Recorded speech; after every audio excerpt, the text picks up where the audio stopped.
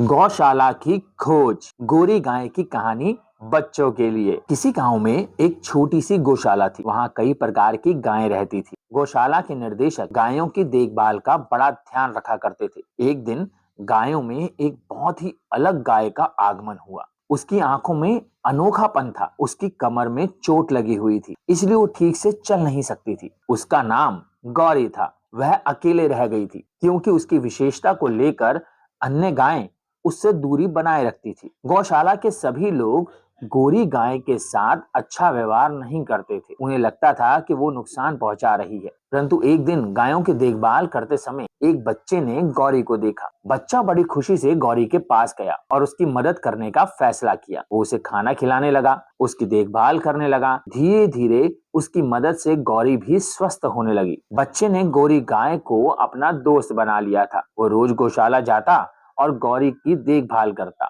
उसने उसे कभी भी अकेला नहीं छोड़ा। धीरे धीरे गौशाला के अन्य लोग भी बच्चे की नेक नीयत देखकर प्रेरित हुए और गौरी गाय की मदद करने लगे। उन्होंने समझा कि हर जीव को सहायता की जरूरत होती है, चाहे वो कितना भी अलग हो। गौशाला की सभी गायों ने एक दूसरे को समझा और गौरी गाय को स्वीकार किया। उन्होंने समझा कि हर जीव की मदद करना और सहानुभूति दिखाना बहुत महत्वपूर्ण है। इस कहानी से हमें ये सीखने को मिलता है कि हर जीव को समझना और उसकी सहायता करना बहुत महत्वपूर्ण है। हमें दूसरों के मत को समझना चाहिए और उनकी मदद करनी चाहिए। गौरी की ये कहानी हमें एक साथित्व और सहानुभूति का संदेश देती है। अंत में गौरी ने सभी को ये सिखाया कि जीवन में सहानुभूति सबसे बड़ा धर्म है और हर किसी को सम्मान देना चाहिए।